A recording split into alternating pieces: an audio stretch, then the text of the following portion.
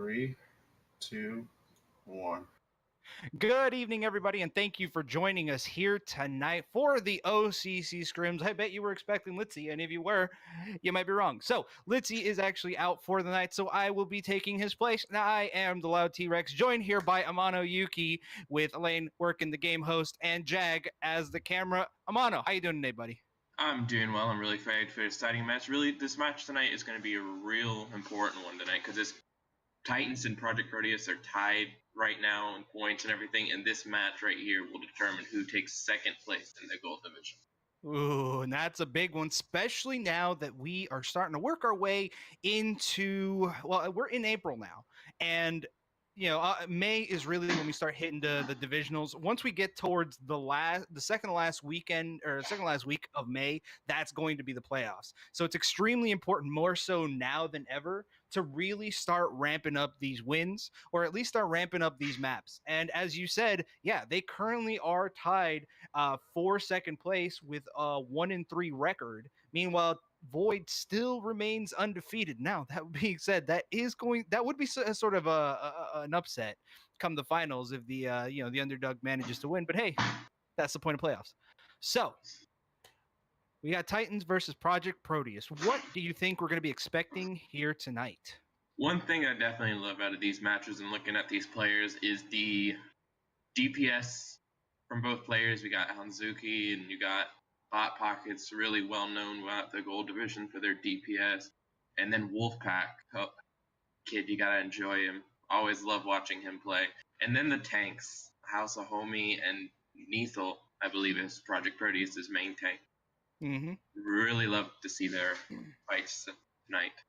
Yeah, it's gonna be huge on the tank matchup specifically. Now, I've never really seen these teams really run a GOATS composition as frequently. I do normally see them sticking a little bit more towards that 2-2 comp and really just kind of playing a little bit more with that, that broad skill set rather than just trying to stick with that really brawly GOATS composition. But it's still going to be extremely important for the Rhine mains, because it's going to be just a head battle. And I really believe that that's what it is, especially when you're playing in that front line. You have to really consider what your counter is going to do against you. So will Neithel beat House of Homie tonight? Don't know. We'll find out. So we're just waiting on the team captains to give the okay to Elaine to get this bad boy started as we're going off into Lijiang Tower first. So let's go ahead and just talk about that a little bit. Lijiang Tower is a control map. No real point of attack or defense consistently shifting. Based on what you know on these teams, what do you think they're probably going to be running?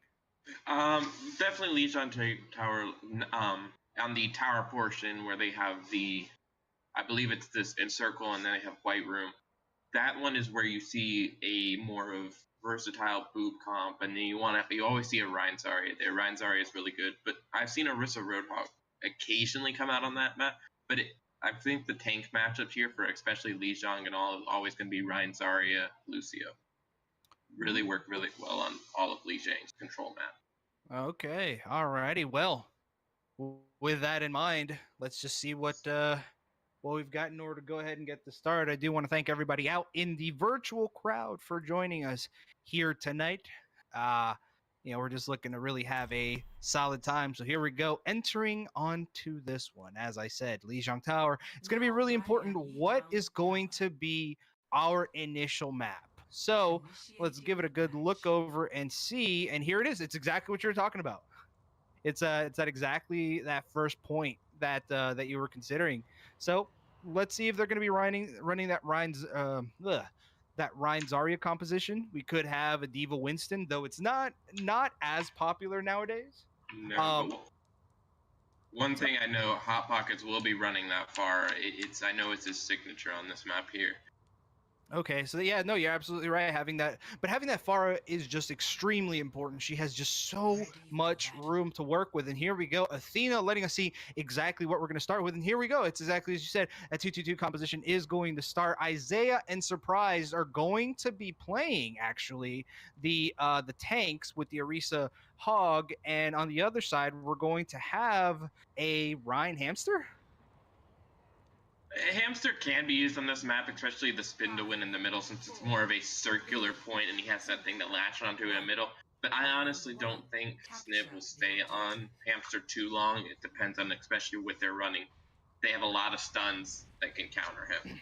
Very, very true. So here they come. The initial battle starts, and Wolfpack getting the initial shots, looking to try to take on Hanzuki in the 1v1. Hot Pockets just completely melting Neithel, and that's going to send the entirety of the team railing. But great job there with the immortality field by Casual OPSEC, bringing the team back up to push forward. It doesn't matter, though. Hanzuki will take him out. That is a 1-for-1 pick, but a support is going to be out, and Hot Pockets looking to finish up the rest of this one as Project Proteus is unable to continue this push and has to back out to try again.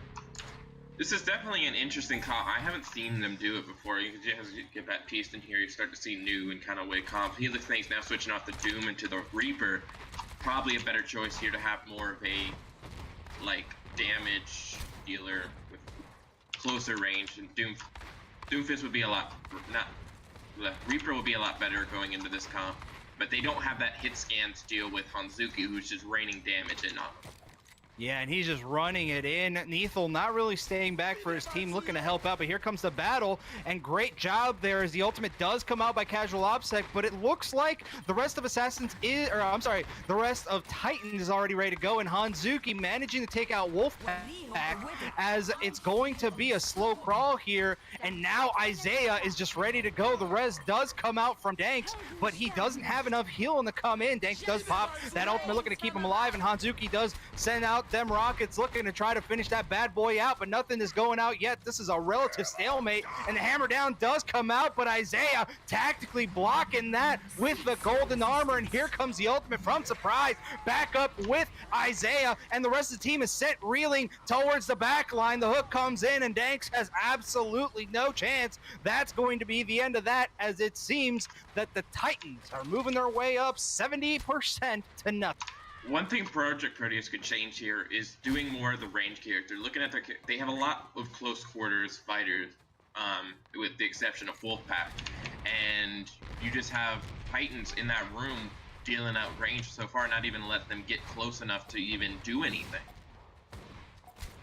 Yep, that's going to be difficult, especially with it's going to be Hot Pockets just dishing out so much damage. The ultimate hasn't been sent out yet, and Wolfpack is still looking to try to put a little bit of damage in on the enemy team. Here comes the ultimate coming out by the Baptiste, and Neithel has got to find an angle in which he's going to go ahead and get himself started. Here comes the swing in battle, looking to finish this off, but great nade there, looking to finish this off, and Hot Pockets manages to land one. Hanzuki finishes Wolfpack, and Project Proteus comes off to a relatively rough start. Really well played from Titans. Good ultimate management and just really good comp and all. Really countered. Not a lot of changes from the side of Pro that were effective, and I think they just need to vary what Titans is running and realize, like, they needed a hit scan. When you say Wolfpack now changing to the McCree, hopefully he can start countering Hanzuki in the air. It's going to be a tough one. It's going to be a tough one, especially if Surprise and Isaiah are really playing close together. I feel like their synergy is just a little bit more compact than Neithel's and Sniv's. Yeah, it's well, Isaiah's not switching to the Ryan, but yes, you were right there.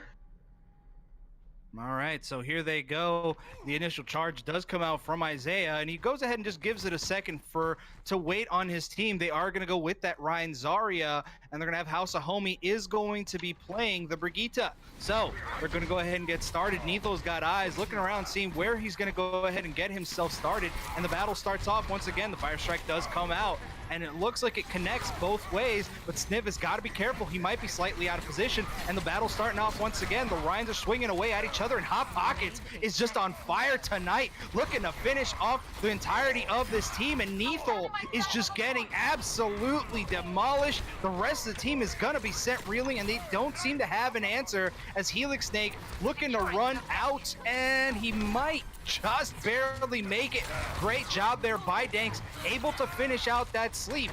but the battle starts off just as quickly as it was about to end, and here comes the ultimate from the Baptiste. Casual OPSEC looking to make a little bit of room here, and here comes the ultimates looking to try to get someone down, and Isaiah does get that pick, and Isaiah does get taken down, but that's 2 picks against ProPro, and they don't have enough to really keep them going. However, they are going to continue this push, and it looks like they might be able to save this push from the dead. Surprise does have an incredible amount of charge, and House of Homie might have missed that charge. House of Homie does pop that ultimate though, looking to try to keep the rest of the team alive, and now they're starting to push their way, but Helix Snake has got to get a pick here sometime sooner than later, and here comes the ultimate one more time, but these grenades are unbelievable work there by Neithel, but not a lot of follow-up here for the side of ProPro, so they are going to have to back out.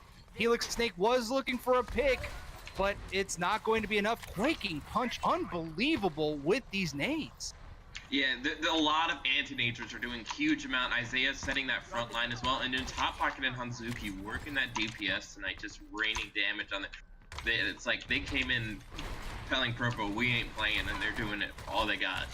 Well, there goes Neithal getting a solid first pick, and the Immortality Field does come out from Casual OPSEC, but they've got to stay on there. Wolfpack pops that ultimate. Oh, and it's not going to be so. Neithal just got completely juked and couldn't do anything about it, as Athena didn't see. Oh, nope, Athena did call the team kill. They are at the 87% mark, so now they have no choice. They need to either run in or risk losing it. 93%, they're starting to rush on in. They don't have a lot of time. 96%, Neithal knows he has to just rush it on in or let it go over, and great job there by House of Homie stopping that bad boy as Titans win this first map with extreme certainty. That last hammer down, that was really nice. You had Wolfpack coming out with a high noon, and Isaiah just dodging it, and then coming back right immediately with a hammer down 4K, and just like right here, the high noon who just really well played and just able to do a team kill there. That was really well played by Isaiah there. Ooh, that was just rough. Alrighty, Casual OPSEC is going to get the only card here from Project Proteus. Surprise, unbelievable work. No, it's just great work here by the Titans, and they're already looking good.